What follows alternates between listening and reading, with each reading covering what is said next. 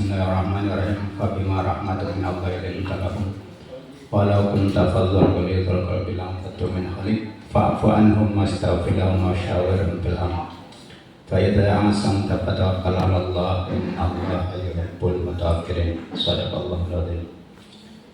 Yang terhormat Bapak Kepala Sekolah SMA Negeri 1 Banjarharjo, yang terhormat Bapak Ibu Guru, staf karyawan tata usaha yang saya hormati, puji syukur marilah kita panjatkan kehadirat Allah Subhanahu wa taala yang telah memberikan berbagai macam kenikmatan kepada kita semua, sehingga pada hari ini kita bisa menunaikan tugas insyaallah itu mengajar sebagai guru, mengajar sebagai pendidik untuk mendidik generasi-generasi muda Islam yang harapannya bisa berakhlak Islami. Dalam hal ini saya ini sebagai orang dalam, mohon maaf ya kalau memang dalam penyampaian nanti yang karena sudah biasa bertemu tidak menggigit lah. Ya tidak menggigit. Masalahnya saya cenderung agak pendiam, jadi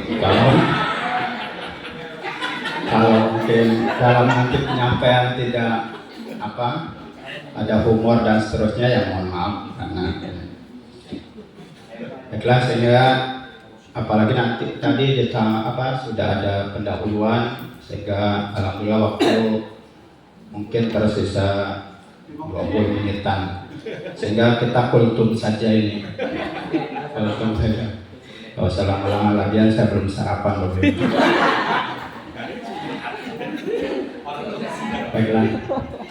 Untuk tema kali ini insyaallah saya akan membawakan judul pergaulan adab bergaul secara Islam. Suatu ketika ada salah seorang sahabat Rasul yang bertanya kepada Siti Aisyah radhiyallahu anha. Beliau bertanya, "Wahai Ummul Mukminin, bagaimana akhlak Rasulullah?" Kemudian Siti Aisyah berkata, "Akhlak Rasulullah adalah Al-Quran."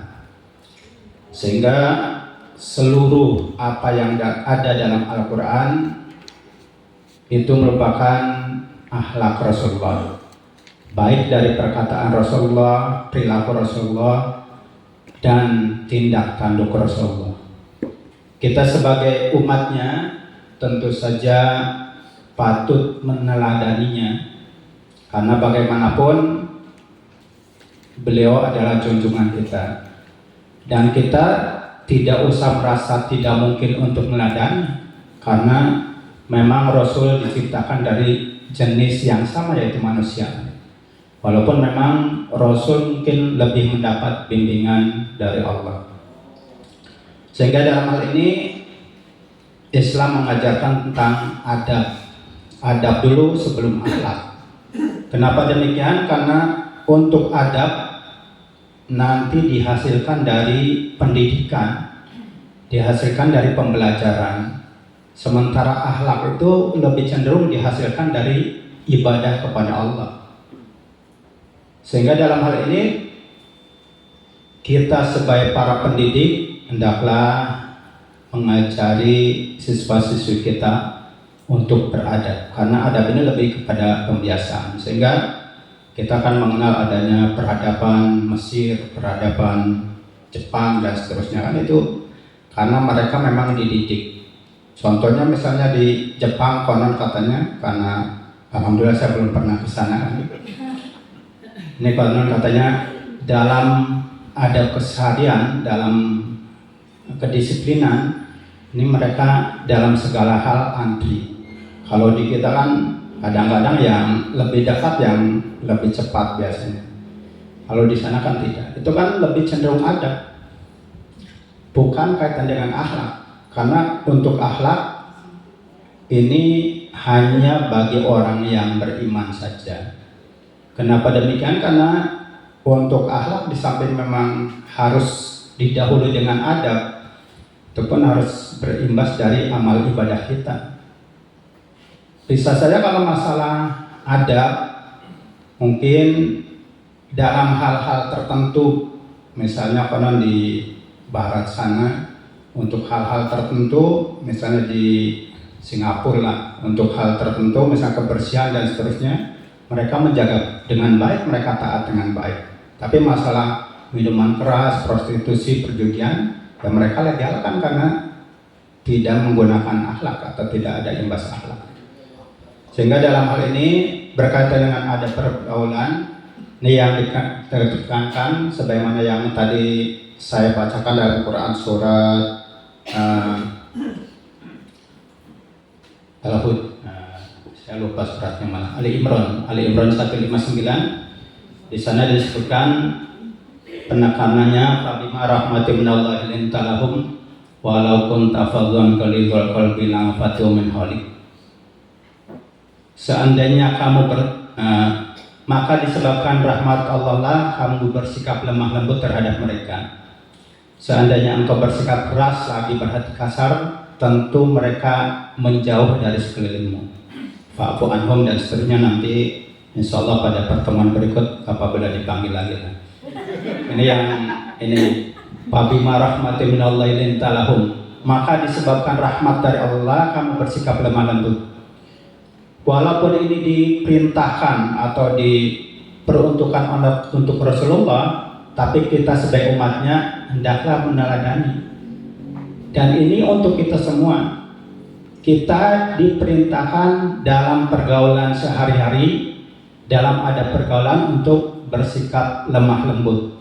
Lemah lembut di sini sopan santun, bukan lemah gemulai ya. Kalau lemah gemulai mungkin eros atau sejajan. Di sini harus sopan santun. Walaupun tafadhon walidul qalbi lafadhu min halik, seandainya kamu bersikap keras lagi berhati kasar, tentu mereka akan menjauh dari sekelilingmu. Dalam hal ini hampir sudah menjadi kebiasaan, terutama di siswa kita, itu karena pengaruh televisi, pengaruh media sosial dan seterusnya. Ini kecenderungannya bahasa-bahasa yang digunakan itu bahasa-bahasa yang cenderung tidak Islami atau kebarat-baratan. Sehingga dalam hal ini kita sebagai pendidik hendaklah mengingatkan, intinya menekankan kaitan dengan mendidik, dengan memberi contoh, memberi adab kan itu. Sehingga dalam hal ini untuk memberi contoh itu tentu perlu keteladanan. Jangan sampai kita melarang atau kita menyuruh tapi kita tidak melaksanakan. Ketika kita mendidik seperti itu, ya cenderung orang yang kita ingatkan ya tidak akan mengikutinya. Sehingga dalam hal ini minimal ketika mungkin ada siswa-siswi kita yang cenderung hampir di tiap kelas itu kadang-kadang dengan entengnya itu mengeluarkan kata-kata yang kurang bagus. Kadang-kadang absensi kebun binatang keluar begitu. Ada yang suka menggonggong, ada yang suka makan pisang dan seterusnya. Ini kan hal-hal yang mungkin sepele tapi itu harus diingatkan karena ini bagian dari mendidik. Dan hal ini hanya bisa dilakukan kalau kita sebagai pendidik memberi contoh. Kalau kita sebagai pendidik sudah membiasakan diri. Oleh karena itu, usahakan kita pun dalam bergaul dengan teman-teman kita, dengan rekan-rekan sejawat maupun dengan siswa-siswi kita, menggunakan bahasa-bahasa yang baik. Karena bagaimanapun bahasa yang baik ini akan mendatangkan kebaikan bagi kita dan mendatangkan pahala. Karena bahasa yang menyakitkan, bahasa yang tidak baik itu akan menyakiti orang lain dan itu tentu saja mendatangkan dosa. Sehingga Dan ingat juga bahwa apapun yang kita katakan, apapun yang kita ucapkan, itu akan kita pertanggungjawabkan di akhirat nanti kan. Jadi bukan hanya sekedar di dunia saja, tapi ini untuk keyakinan dalam Islam, segala apa yang kita ucapkan itu berimbas ke akhirat. Baik hanya berupa perkataan maupun hanya berupa angan-angan atau berupa ucapan dalam hati kan itu. Karena ucapan atau perasaan dalam hati pun kalau lambat laun kita pupuk secara terus menerus, ini akan terwujud dalam perbuatan. Sehingga di sana tadi dalam surat Ali Imran itu disebutkan walau kunta fadhlan ghalidhal qalbi lanfaddu min hawlik. Seandainya kamu bersikap keras dan berhati kasar. Gambaran hati kasar itu ya dicontohkan atau diwujudkan dengan perkataan-perkataan yang akan keluar dari mulut kita. Sehingga dalam hal ini mari kita bersama-sama mulai saat ini dan seterusnya jaga ucapan kita. Karena menurut pepatah yang pernah saya dengar, mungkin ini Bu Eva familiar, mulutmu harimau kan. Walaupun untuk saat ini mungkin itu harus ada sedikit revisi ya Bu Eva, atau penambahan, itu mulut dan tanganmu adalah harimau kan. Karena memang untuk di media sosial kan tidak membutuhkan suara. Dengan tangan kita yang mengeluarkan cacian, makian dan seterusnya, akan terjadi perselisihan, akan terjadi pertengkaran, bahkan tidak menutup kemungkinan terjadi tawuran sebagaimana kemarin. Oleh karena ini,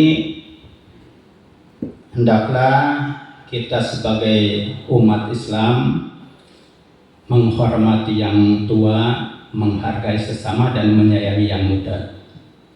Menyayangi yang muda di sini bukan kata Pak Yono itu harus menyayangi mama muda, bukan itu.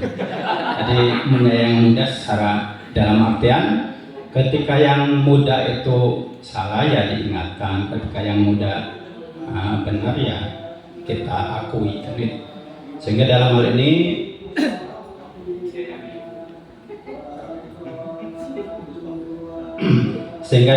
ini saya tekankan sekali lagi ini sebelum ini karena sudah jam 7.30, saya tekankan bahwa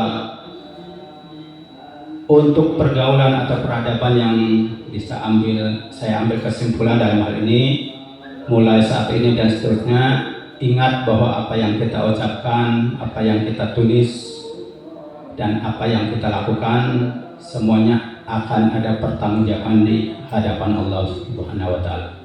Nah, sebagaimana dalam ayat Al-Qur'an, ma yalfadu biqaulin illa ladaihi raqibun atid.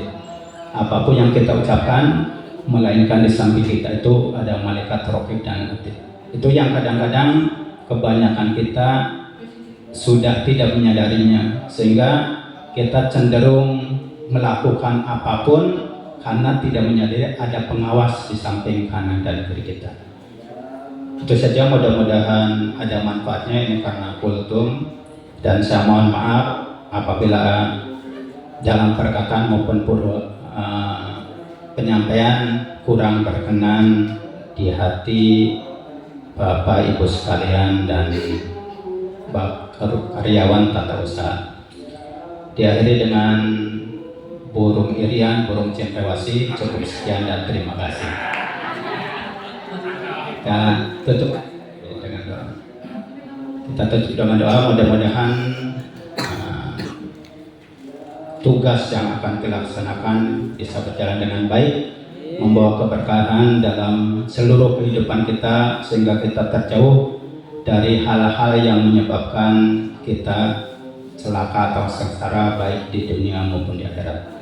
Allahumma sholli wa sallim ala asyrafil karim nadrina walana Muhammad wa sallim radhiyallahu anhu sadatina subhanahu ajmain. Amin alhamdulillah rabbil alamin hamdan amin hamdan yafina makabi masjidah. Ya Rabbana lakal hamdu wa lakal syukur kama yanbaghi li jalali wajhika karim wa dhinanik.